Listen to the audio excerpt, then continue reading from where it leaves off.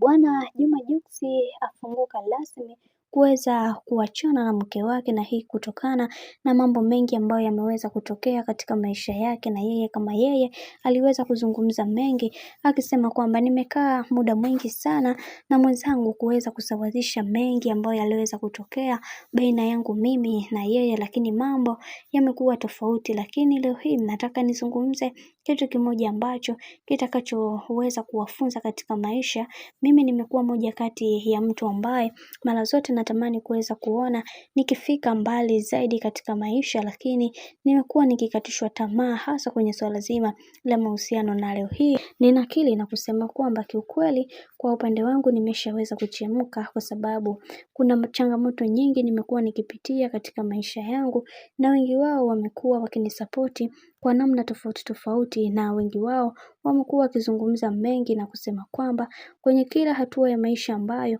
tumekuwa tukipiga, wengi wao walitamani kuweza kutuona tukidondoka, lakini mambo yamekuwa tofauti na vile ambavyo walivyoweza kufikiri, na wengi wao wameweza kuzungumza mengi na kusema kwamba kwa haya ambayo yanayoendelea kwa sasa yatubidi tu tuweze kubaki midomo wazi, kwa sababu kuna vitu vingi vimeweza kutokea, na wengi wao walitamani kuweza kuona kila kitu kinakaa katika mkao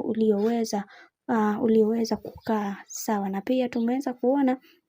wengi wao wameweza kuzungumza mengi, wakasema kwamba katika haya maisha yatupaswa kuweza kuwa wanyenyekevu na wasikivu, kwani kuna vitu vingi vimetokea katika mazingira yetu, hivyo tusipokuwa makini tutajikuta tunaingia kikaangoni pasipo sisi wenyewe kuweza kutambua wala kuelewa ni namna gani tunatakiwa kuweza kusolve matatizo yetu sisi kama sisi, kwa sababu kumekuwa na mijadala mingi imetokea katika maisha. Hivyo kwenye hiki ambacho kinachoendelea yatupaswa kuweza kuhakikisha kila kitu kinakuwa katika mikakati na misingi iliyo imara, kwa sababu wengi wao wanatamani kuweza kuona wakipata wapenzi wazuri, lakini kwangu imekuwa tofauti kabisa. Hili jambo limekuwa likiniumiza mara zote, ila naamini kwa uwezo wa Mwenyezi Mungu kila kitu kitakwenda kuwa sawa. Naamini kila linalotokea katika maisha huwa lina sababu yake, na wengi wao waliweza kuzungumza hili na kusii sana kwamba yampaswa kuwa makini sana bwana mkubwa Juma Jux,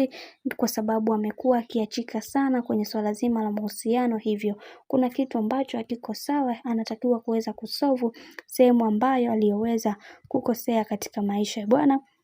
Mambo ndo kama hivyo ambavyo unavyozidi kuona kadri siku zinavyozidi kwenda ndivyo mambo ambavyo yanavyozidi kupamba moto.